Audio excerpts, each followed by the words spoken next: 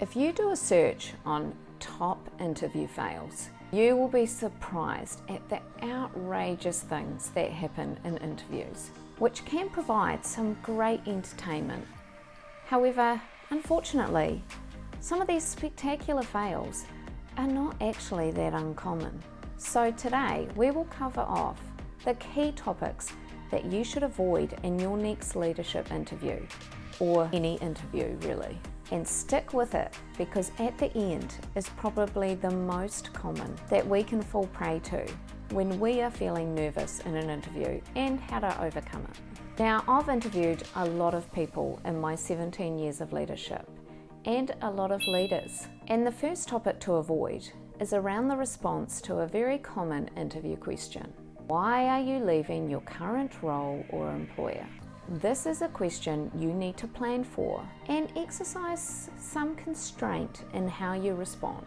If your reasons are about the company mistreating you, your boss being awful, butting heads with a difficult colleague, or how you didn't respect your manager, be very careful.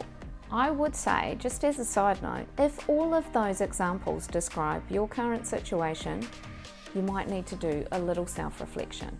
However, if one of those describes your situation, such as you not respecting your manager, which isn't that uncommon because perhaps they didn't listen to you or they took credit for your work, then just consider how you want to frame that up. As if you go in hot describing that situation, it could look like a problem with you rather than a problem with your manager. And it's also a risk for the hiring manager. Are they going to want to take the 50-50 chance that that issue is with your manager and not with you when they don't even know you? The risk is high.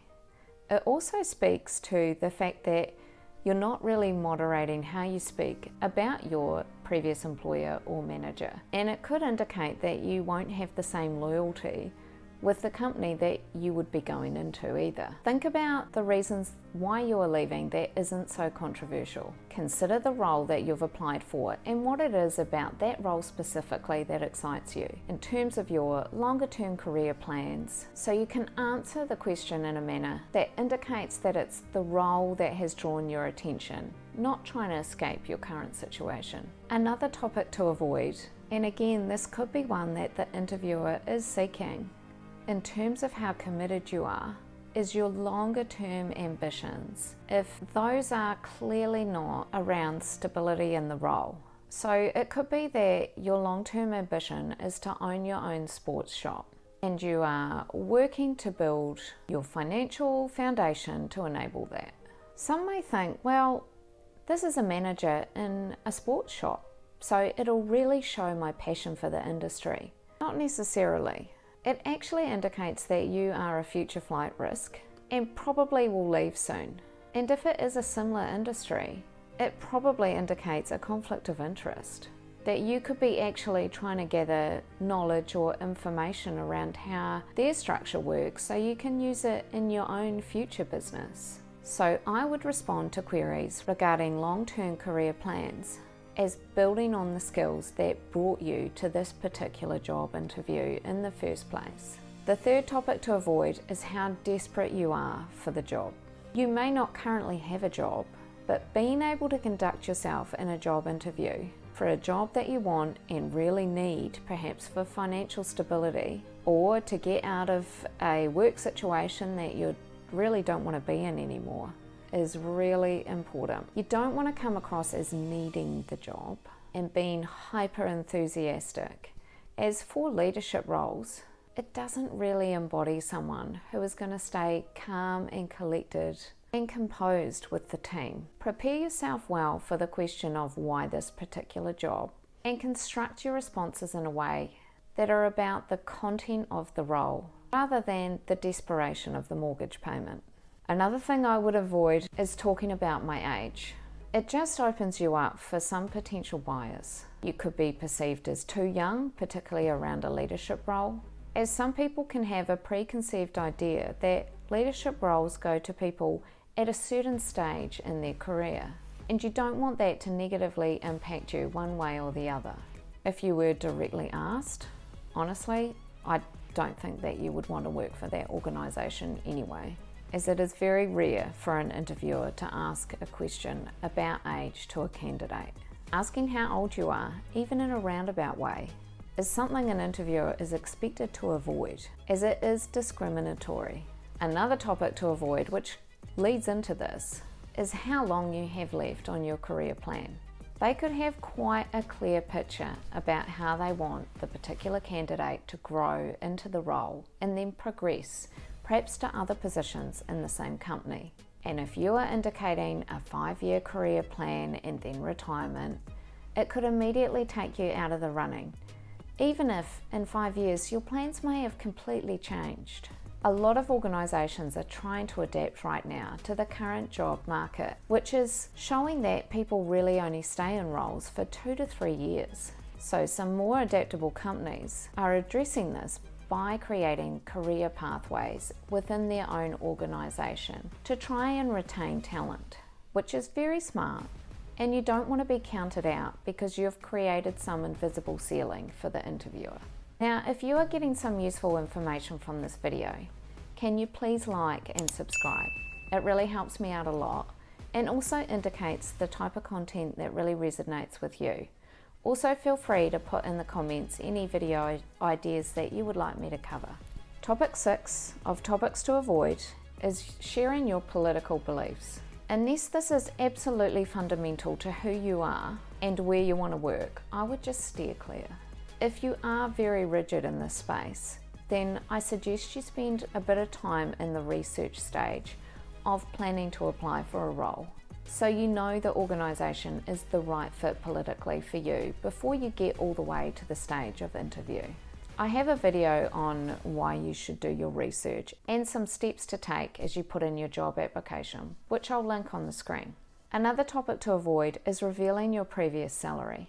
You don't want to offer up what you're currently earning or previously earned. This is really about trying to ensure that you're in the best possible negotiation position if you're offered the job.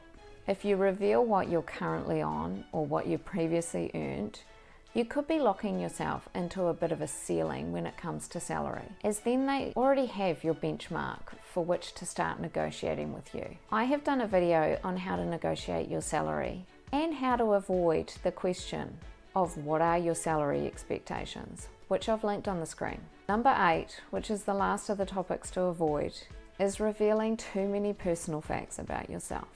This one is so common. It's usually at the start of the interview when the interviewer asks, "So tell us a bit about yourself and what brought you here today?" This is a type of warm-up question, trying to get the interviewee more comfortable, as the expectation is that, yes, they'll be a little bit nervous. However, it is still part of assessing the candidate and how they're going to fit in the organisation and the culture. So, if you are really nervous and you're a bit of a talker, this can be the undoing of your interview. I have seen this time and time again, where the candidate gets nervous, gets a bit stuck and starts whittling off a whole bunch of personal facts about themselves, being quite long-winded and oversharing. So kind of lacking that emotional intelligence that would indicate to someone that, oh, actually the audience isn't really responding as I would expect. Perhaps I'm oversharing a little here. Emotional intelligence, particularly for leaders, is really crucial. I've shared a book, Emotional Intelligence 2.0, in the description, which I personally have used to help me determine where I was at in my emotional intelligence and then how I could build on that and improve. So oversharing in your interview can actually create bias with your interviewers, as despite their best efforts, they may judge you depending on what your shared interests or hobbies or situation is. And obviously with the emotional intelligence, it can look like you're lacking in it, as you don't have the ability to censor yourself. If you know that you have a tendency to overshare or talk a lot when you get nervous, I suggest that you really practice how to answer the question of tell us a bit about yourself, and use a method such as the STAR method, which is for answering these behavioural type questions. So that is describing the specific situation, the task, action, and results of what it is you're describing. I go into this in more detail on my video on the top 7 interview questions and answers for your first leadership interview, which is linked on the screen. These topics to avoid are worth noting for your next interview, as I have found that one of these comes up at almost every interview that I conduct. And if you want to get that leadership role, you don't want this sort of thing to trip you up before you even get in the door. So, best of luck for the interview, and thanks for watching.